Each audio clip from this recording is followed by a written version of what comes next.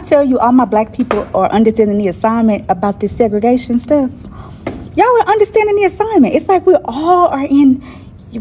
all united. Like, we understand the assignment. Like, we get it, right? So I seen a video today by a non-black person, right? And she was saying, they're trying to bring back segregation. What are we going to do, right? Like, we have to help, yada, yada, yada, right? And so every black person I see in the comments, like, we ain't doing nothing. We finna go line dancing. Everybody like, I need to give me some boots. I need to figure out how to do the where them fans at dance. They was like, we taking naps, baby. I done booked my vacation. Everybody just in the comments, and the lady's like, oh my gosh. She was like, yeah, I get it, but ma'am, listen, we do not care. We need to bring that sound back, because we're not doing nothing at all. Like, we ain't playing into the trap. We know what y'all want. We not doing it. We ain't got no capes. We capeless. We not Captain Save or nobody. Do it. Do what you want to do. Y'all been doing what y'all want to do for years. Why are we not crying? Keep passing the vibe check, because y'all eating down in them comments. Love y'all. Bye. Black Americans have been at the forefront of protests, warnings, and movements fighting for justice, equality, and protection of their communities. But now many are choosing self-preservation over protest because they have grown tired of endless fights, of carrying the burden of a system that consistently fails them. So let's get to see more reaction, then I'll come back with more commentary, all right?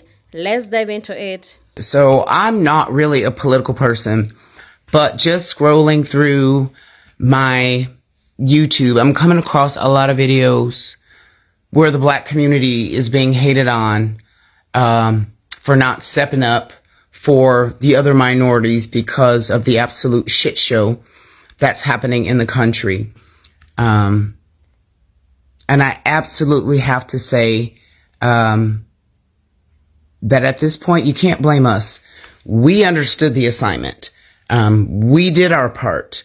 And right now, we're standing in solidarity with ourselves because we know we're next. And so to all the communities, and so far I'm just seeing it's the Latino and Latina communities that are like, where are the black people at? We stood with you with Black Lives Matter and this, that, and the other. Okay, that's great. But where were you when it came down to the vote? Like, when it really counted. And it's unfortunate that all these families are being split apart. And I know this sounds really crappy. But at least you guys are getting deported. We get killed. And so right now, unfortunately, what you're experiencing, is what we've experienced for generations. We've had to fight for many, many, many, many decades to get the little bit that we have now. And it appears that you are in the spot that we used to be in. Not to say that we do not stand in solidarity with you, but we cannot be on your front lines. Just like we had to fight our own battle to get what we have and to try to help everybody that came behind us. Unfortunately, it is your fight. If it comes down to it, we will have your back. We had your backs at the voting booth.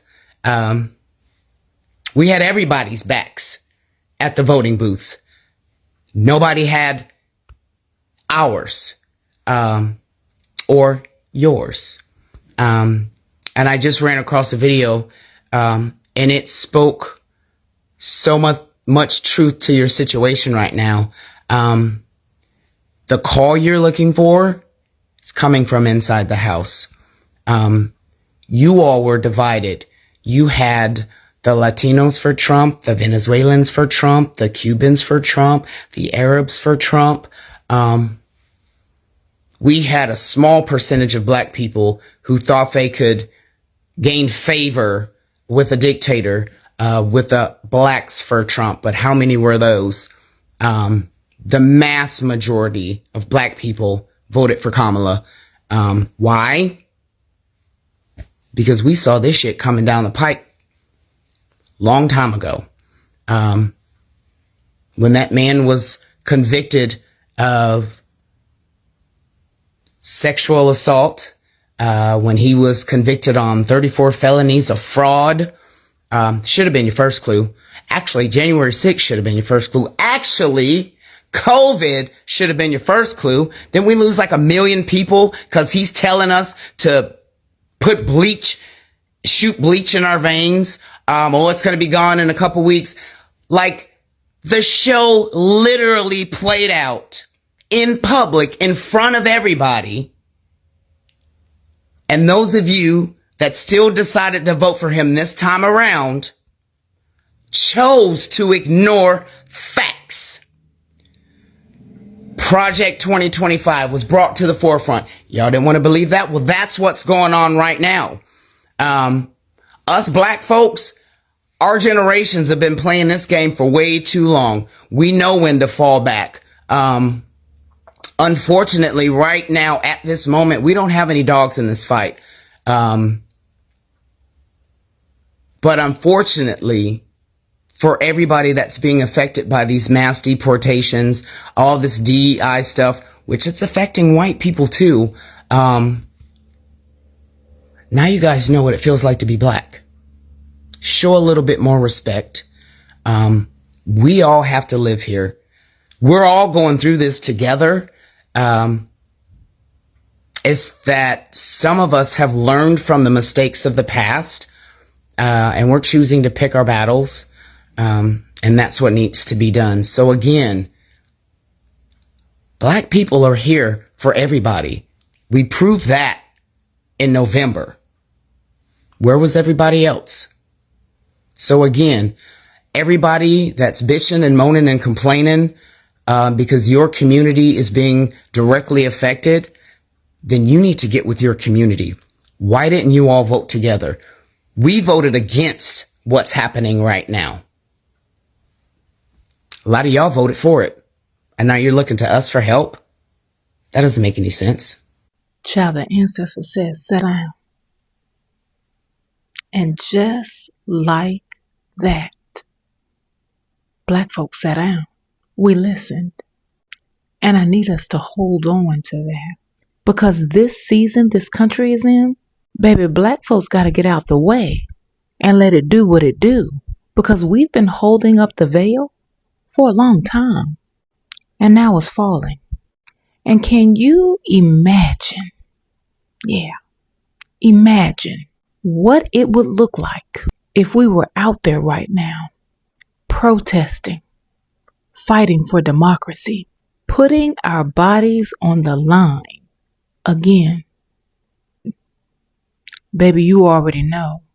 This would have been Bloody Sunday, Part 2. Child, the assignment was not to save this moment. Yeah, no. This country needed to be exposed. Our assignment was to rest and get out the damn way. And until we hear otherwise, set your asses down. Because let me remind you, rest is resistance. Rest means finding the joy in the middle of this mess. Rest means finding ways to resist that don't require our bodies to be sacrificed again. Rest means finally choosing our families, our communities, and our spirit first this time. And baby, it's not because we don't care. Well, some of us don't. But because we care enough not to keep bleeding for a system that refuses to change. Baby, we're not disengaged. We're obedient. We're listening to the ancestors this time. We're watching and we're resting on purpose. And that's on Harriet. All right, good people. Drink your water. Stay rooted, real, and knowledgeable. And mind your black business. Happy Black History 365. a lot of people think that African Americans are asleep at the wheel when it comes to ICE. And it's like, no, it's just that we've always been fighting against this. So it's like, it's not brand spanking new news for us. It's like the police have been killing us since like the end of Reconstruction, you know, like the police have been targeting us, attacking us through Jim Crow, civil rights movement, into the current movement that we're in right now. It's always just been a constant thing. And I think it's like white people are just starting to realize that this stuff like kind of affects them, like the overreaching of the government and the overreaching of the police and things of that nature. It's starting to affect them. So now they're all just like, oh my God. But it's just like, okay, it's Tuesday. Like for a black person, I'm like, yeah, the police and the government are always overreaching. The police and the government are always doing things that are wrong for the people. So it's not brand news to us, you know? Thank you, dear Black Americans, for your tenacity, your courage, and the unbreakable spirit that refused to bow. Even under chain, pressure, and generation injustice. Thank you for your fighting battles in street, in courtroom, in classroom, and even inside your own homes. Knowing you might never live long enough to see victories you were planting. Thank you for carrying hope. Thank you for carrying hope. When hope was dangerous, when your voice were punished, and when simply existing with dignity was an act of resistance. Thank you, dear Black Americans, for your fight, your courage, your persistence. I just want to say thank you. Happy Black History Month. Many Black Americans have been protesting and fighting for justice for a very long time. They have spoken up about police violence, voting rights, schools, jobs, healthcare, and many other issues. Over the years, some listened, but many did not. Some supported, but others mocked, dismissed, or even blamed them. So when they decide to step back and focus on themselves, it does not mean that they are cruel. It does not mean they do not care about other people's struggles. It simply means they are choosing to protect their energy, their families, and their mental health. Protesting is hard. Speaking up is hard. Fighting system is exhausting, and not everyone can do it forever. Self-preservation means choosing peace when you feel tired of fighting. It means saying, I will take care of my own community first. It means focusing on building, healing, and surviving in a world that has not always been fair. Some people may not understand this.